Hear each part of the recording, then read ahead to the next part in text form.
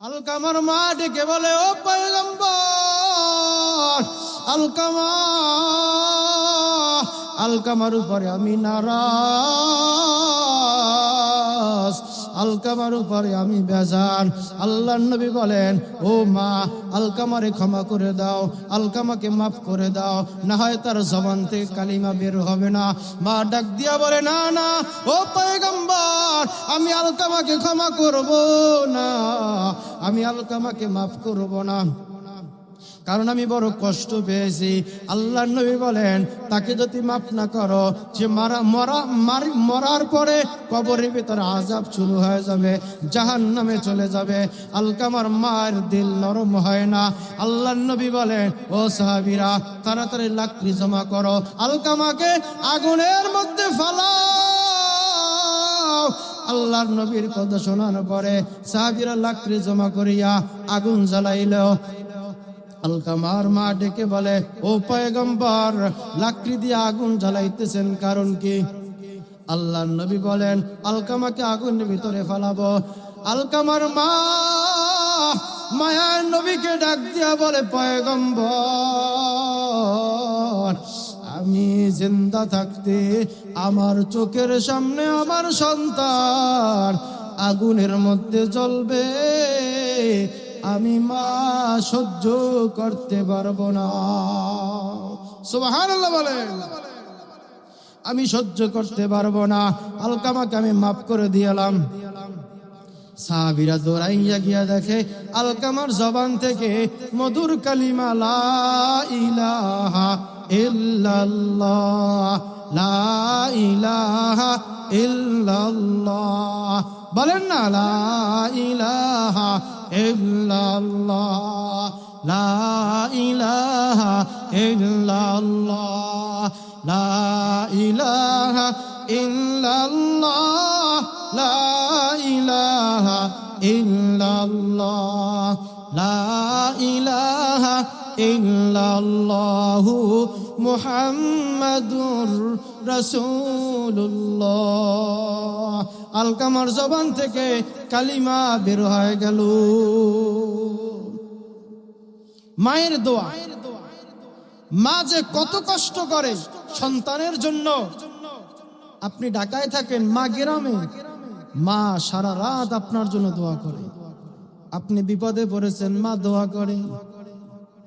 মা যে কষ্ট, মা যে কত কষ্ট করেছে আপনাকে নিয়া, এটা মা ছাড়া কেউ কোনোদিন বুঝে না। ঠিক না বেটি? মায়ের জন্য মায়া হয়নি? এখানে হাত জায়গায় দেখেন তো, কার মা নাই? হাত উঠান তো, কার মা নাই? হাত উঠান। আমারও তো মা নাই। আর কার মা নাই? বাবা নাই? কার? হাত উঠান। বাবা নাই, মা নাই, বাবা নাই, হাত উঠান। কত মানুষ এখানে মা নাই, বাবা নাই। মায়ের জন্য মায়া লাগে, মায়ের কথা মনে পড়ে, বাবার কথা স্মরণ হয়। মা যে কত কষ্ট করছে।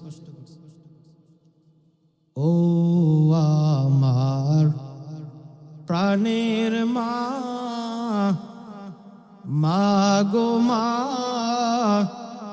কোথায় গেলে মোরে সারিয়া,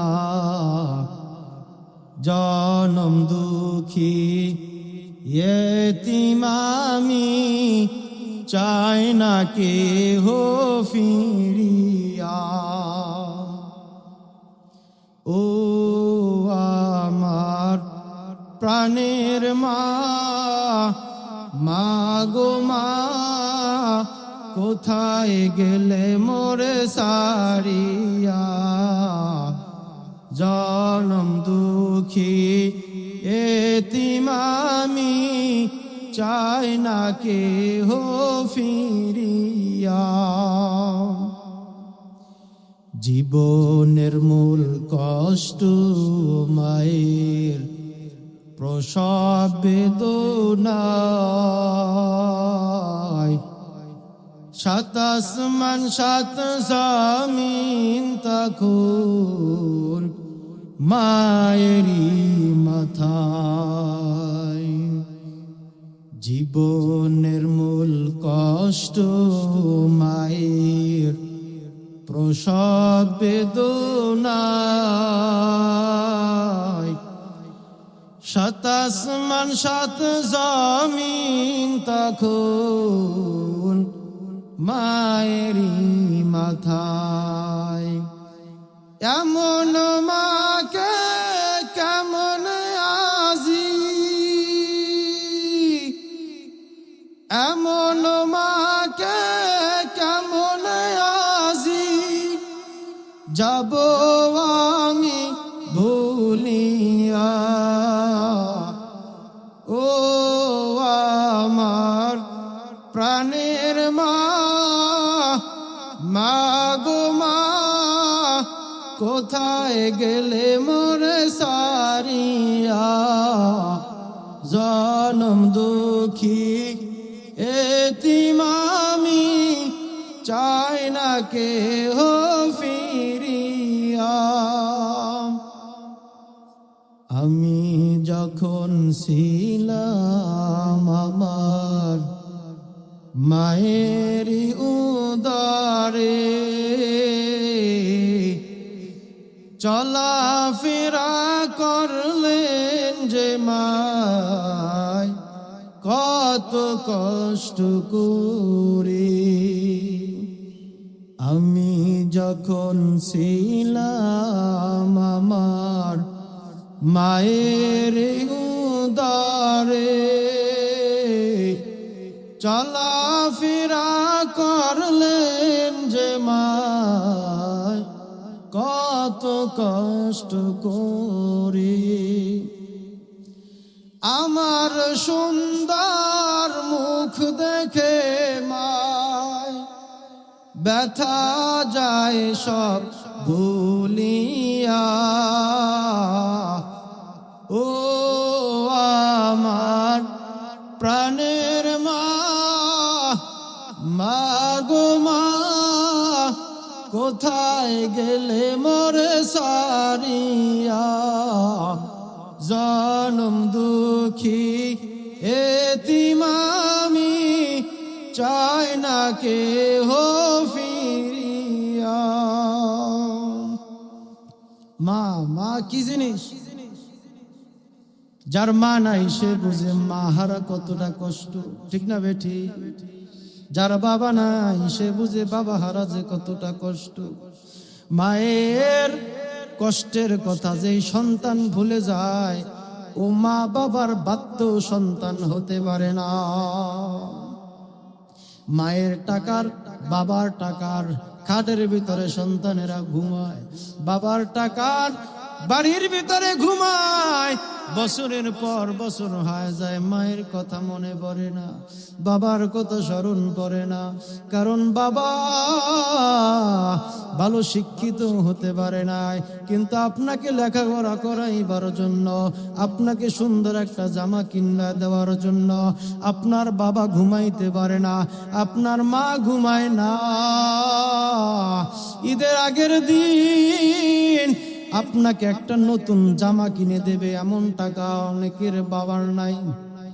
কিন্তু আপনি তো সন্তান, বাবার কাছে টাকা চাইছেন। বাবা সবাই, সব সন্তানেরা ঈদের জামা কিনে, জুতা কিনে, মার্কেটিং করে, বাবা আমার একটু কিনে দাও।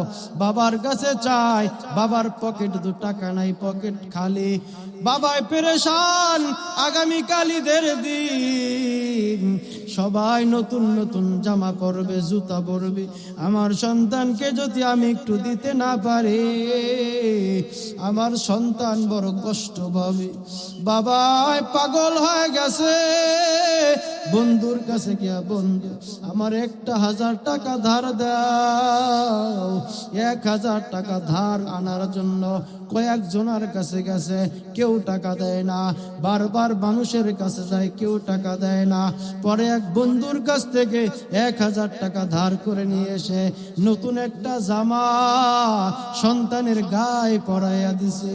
সন্তান ঈদের নামাজের জন্য যায়, আর বাবা সেরা জামা পরিয়া ঈদের নামাজে যায়। আছে না নাই? আছে না? সন্তান সুন্দর জুতা পরে, বাবা সেরা জুতা পরে। আছে না না? বাবাই কত কষ্ট করে। এই বাবার কষ্টের কথা যেই সন্তান ভুলে যায়, 10 বছর হয়ে গেল, 15 বছর হয়ে গেল, 5 বছর হয়ে গেল, মাকে কবরে রেখে আসছো, বাবাকে কবরে রেখে আসছো, মায়ের জন্য দোয়াও করে না, বাবার জন্য একটু দোয়াও করে না, আছে না? না, এজন্য শুক্রবার আজকের এই মাহফিল আখিরি মোনাজাত পর্যন্ত থাইকা, শেষ পর্যন্ত থাইকা চোখের পানি সারিয়া মায়ের জন্য দোয়া করবেন, বাবার জন্য দোয়া করবেন, আর আল্লাহকে বলবেন, ও আল্লাহ আমার মাকে মাফ করে দাও, আমার বাবাকে মাফ করে দাও। আমার নবীও তো বড় এতিম ছিলেন, 6 বছর বয়সে মাকে হারিয়ে ফেলছে, জন্মের আগে বাবাকে হারাই এতিম হয়ে গেল। আল্লাহর নবী একদিন খেলার জন্য মাঠে চলে গেলেন।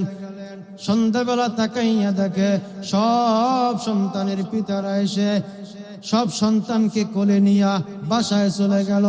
মায়ার নবীকে কেউ নিতেও আসে না, আল্লাহর নবীর বাবা আসে না। মায়ার নবী এক কন্যারে বসিয়া কান্না শুরু করে দিয়েছে। আম্মা জান দৌড়াইয়া আসে, লোকদেরকে ডাক দিয়া বলে, তোমরা কি ছোট একটা বাচ্চা মুহাম্মদকে দেখছো নি? বলে, তোমার সন্তানকে তো আমরা চিনি না, তবে একটা ছোট একটা বাচ্চাকে দেখেছি, এখানে আব্বা আব্বা বলে চিৎকার দিতেছে, কান্নাকাটি করতেছে, ওখানে বসে আছে কান্না করে। আম্মা জান মায়ার নবীর কাছে গিয়া বলে, ও সন্তান বুকে আয়, কোলের ভিতরে আয়, তোর বাবা নাই। মায়ার নবী মায়ের গলা জড়াইয়া ডাক দিয়া বল, মাগো তাকাইয়া দেখছি সব সন্তানের পিতারা এসে সব সন্তানদেরকে কোলে জড়াইয়া বাসায় নিয়ে গেল। মাগো আমার বাবাই কই? আমার বাবারে আমি একটু দেখতে মনে চাই, আমার বাবার কোলে একটু আমার উঠতে মনে চায়। ও মাগো আমার বাবাই কই?